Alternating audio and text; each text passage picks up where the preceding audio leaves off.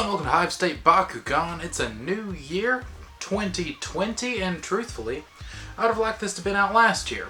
But we're starting it now, and, well, let's just jump right in with Atmosphere. Atmosphere is a Ventus card, costs 8 energy to play it, and it gives you plus 12. Not the best, but if your opponent plays a flip card this turn, you can draw 3 cards. It's interesting. I'm not sure how much I like it, strictly due to its cost. But the plus 12, that's, well, if it's stopped, you're getting a 3-card draw. This may be better than I think it is, so it'll have to be tested. Crescent Claw is the next card we're going to look at. This one costs 5 energy to play, and it gives you plus 7, so also not a good ratio. But if you have an Aurelus Bakugan on your team, you get to energize this uncharged. I'm still not a huge fan of this one.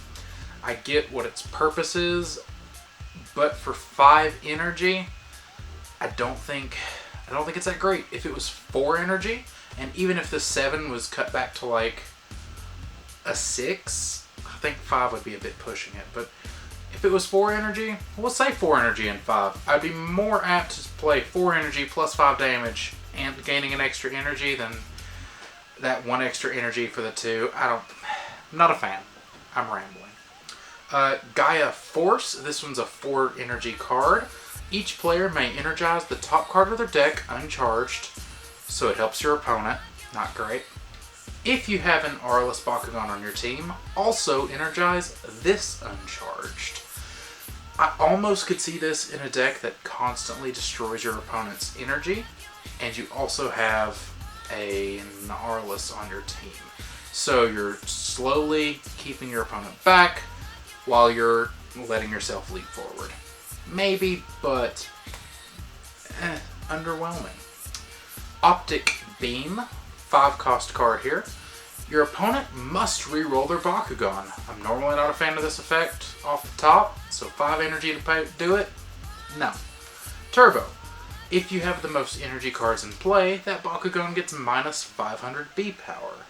So it's a 5 for minus 500 if you have Turbo, and your opponent might miss their roll. More often than not, I feel like a reroll on your opponent's side is just helping your opponent, especially if they're a good roller. Regrowth, 2 cost for this one, plus 3 damage. If your opponent plays a flip card this turn, return this to your hand. I don't care enough. No. Wild Roar, 1 for minus 300 B power. I feel this is better in a sealed environment than anywhere else, because it's a little bit of early game push to help you over those hurdles. But all in all, I don't see that constructed. Sleep Wave is next. This one costs 3. The art on this one's fantastic, by the way. I like that quite a bit. Minus 4 damage for 3. Not great. And if you have an Aurelus Bakugan on your team, energize this uncharged. Maybe. The fact that it costs 3 for an energize card, it has its place, it has its ideas. But the minus 4 is almost trivial. I feel like you're paying the 3 more to get the mana advantage than anything else. A Tusk Guard. 6 damage here, or not 6 damage, 6 energy here, minus 800 B power, not the best.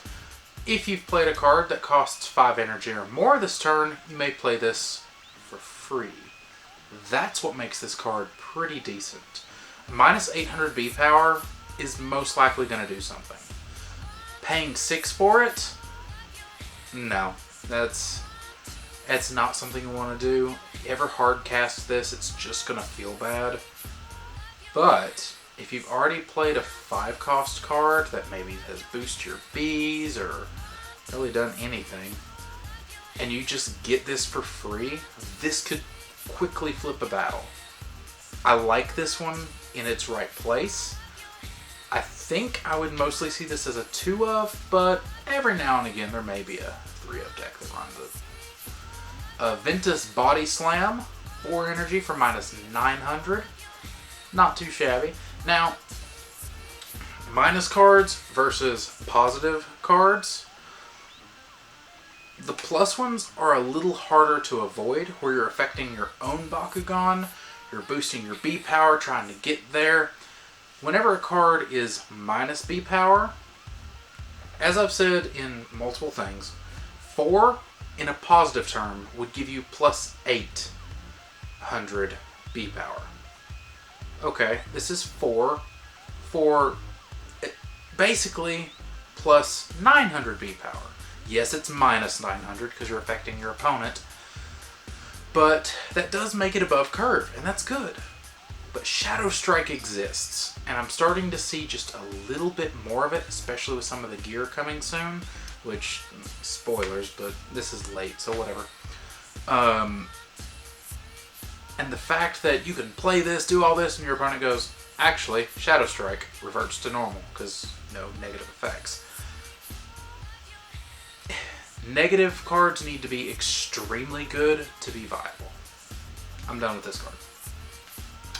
Ventus Charge. This one's a 1 cost plus 1 damage. Pointless. But if you have 10 or more energy cards in play, plus 15 damage instead for a 1 cost. I love this card. It has 2 uses in my opinion. Late game, it's bumping your damage up crazy for next to no energy. Early game, you just charge this. This is you see it in your opening hand, flop it face down for energy. So either way it has its purpose, and I'm very happy with this card. Ventus Trap, 5 energy for this one, minus 500 B to an enemy Bakugan, and plus 10 damage to one of your Bakugan. I've said it before, I'll say it again. I don't like middle of the road cards. They're often not as useful as I'd like them to be. Although truthfully, in saying that, this is one of the better middle of the road cards. The fact that it is lowering your opponent's B power, giving you a chance to win. The exchange rate on that's not great. 5 for 500 is not good. But 5 for 10 is perfectly on par. So normally I wouldn't play a 5 for plus 10 just due to the cost of 5 for 10, even though it's right there. But I feel like this could maybe be a one of in some decks. In saying that though, I'm still not a fan. Moving into evolutions, let's hope I like the evolutions better than the abilities. Those weren't doing too well for me. Hyper Kubo, 2 energy, so quick to drop down, for 600 B power and 7 damage. I have feelings about this that I'm not going to explain in this video, even though it's about this. Basically, even though it's cheap, it's not worth it. But I'll give a full explanation of why I think it's not worth it in a video coming, I'm going to say moderately soon. Not like very soon, but soon enough. Next is Hyper Syndius, 3 for this one. 400 B power and 10 damage, but if you land on a Mystic Shield, plus 7 damage. So, I mean, it's probably going to be like roughly a little over 1,000 B power on average for 3, which isn't the worst. And the damage is going to be really good. It's like 17 damage for 3 because you're landing on that core. But with the way cards are rapidly picking up, 1,000 B power by turn 3 may be a bit underwhelming. I mean, look at Aquos Kubo, just say. Hyper Dragonoid Ultra, 900 B power and 5 damage for a 3-drop. I feel the same way about this as I did the Hyper Kubo. Hyper Lupithion Ultra, 2 energy for this evolution. When you play a card that costs 5 energy or more, this gets plus 500 B and plus 5 damage. That's interesting. The fact that it stays low, but whenever you play expensive things, it'll just jump an extra 500, does make some of the 5-drop cards a bit better? I don't know. Hyper Phaedrus is next. This one is only 1 energy to play, and it makes it a 505, which is just okay. But if you land on a Flaming Fist, it's a 1-drop 805, which is not too bad. If you're playing something really rushy, this might do pretty decent, because 800 turn 1, and then you're getting the extra, we'll say 6 damage off of the Flaming Fist. You're dealing 11 damage turn 1 if you win with this. That's a good bit of damage. So it has potential. 3 energy for a 706. Not a fan of those numbers. 2 energy for a 606. Okay, but this one has an ability. Underdog. When this opens, if it has a lower B power than the opposing Bakugan, you may energize the top card of your deck uncharged. This has a place. I wholeheartedly think this has a place in the right deck. Because 600, it's only a 2-drop, so it's cheap. You can get it out relatively quick. 600 B power is base B power for some Bakugan, so there's a high chance you're going to get the underdog trigger, and an extra energy card's nice. Might not help you the turn you do it because it's uncharged, but it's still nice. And pair this up with the right factions, and on turn 3 this could get your underdog effect and maybe get a victory in. So, maybe. Maximus Hydronoid Ultra. This card is intended for one thing and one thing only, truly. It's an 8-drop, so it's expensive, and it's 2200 base B power. That's really good. The 1 damage makes it a little sad. Against Might decks, this thing is relatively useless. But the 2200 B power? That's not bad. The cost makes it a little bad, especially because at this cost, with just like a 2-card combo, some cards become easy 3Ks. So this late in the game, unless you're cheating this out early somehow, it's kind of sad. Titan Fade Ninja, 4 energy for this one. Turbo, if you have the most energy cards, plus 500 B power and Shadow Strike. Huh. So, if you're playing this, you will almost definitely have Turbo, because this is going to be in a deck that's based around Turbo. So for 4 energy, you have a 1400 B power Bakugan. I like that. That's good. 8 damage is not bad, and to top it off, you have Shadow Strike, so you just can't have your B power lowered. All in all, I think I like Titan Fade Ninja and Ventus quite a bit. Titan Phaedrus Ultra is next. This one's also a 4-drop, but this one is only 1000 B power and 5 damage. But it just has Shadow Strike. You don't have to get Turbo to do it. In saying this, depending on the cores, I like the previous one just strictly better, but it's good. Titan Trincanius Ultra, 6 energy, 900 B power, and 8 damage. Victor, when an opponent plays a flip card this turn, draw a card. So, it's an interesting concept, but I think its cost is a good bit too high. If this was maybe a 3 to 4 drop, I would like it so much more. Granted, that's asking to cut the price in half. When your opponent stops the damage, you draw a card, that's awesome. But the fact that you have to win first at a 6-drop that's only 900 B power, I'm sorry. Titan Vicerox Ultra, 6 energy here, 600 B power, not good, 5 damage, not great. But if you land on a Helix, it jumps up to a 1610. Plus whatever the Helix gives you. So in the right deck, if you're playing pretty much a strictly Helix deck, this has its place. It's still expensive though. 6 is definitely late game, handy to win now. So keep that in mind. Titan Zentaur, 5 energy. Whenever this opens, if you have lower B power than your opponents. Your opponent gets -4 damage. I don't really care about that. I do like that concept though. I'm losing, I give up.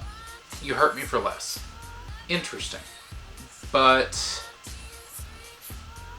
I think that the -4, especially whenever it's a 5-drop card, is a bit moot. If this was a cheaper card with maybe even some worse stats, the -4 might have a point.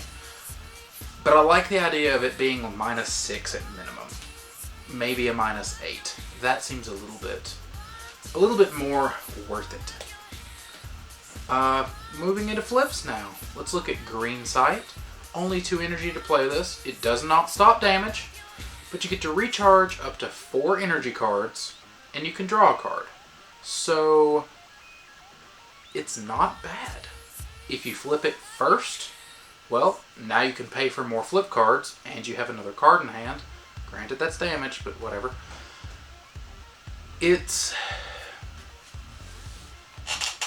I have my own personal feelings about flip cards that don't stop damage, and very few of them pass that test, and this one's a hard maybe. It's useless in your hand, as every flip card is, but it's not a bad flip all in all.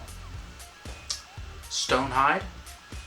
I like the concept of these. I don't like the execution of these, because though Aurelus is good, it's not seen a whole lot. If the meta was filled with Aurelus, these would be a little better, but let's see what this one does. If you stop Aurelus, energize it.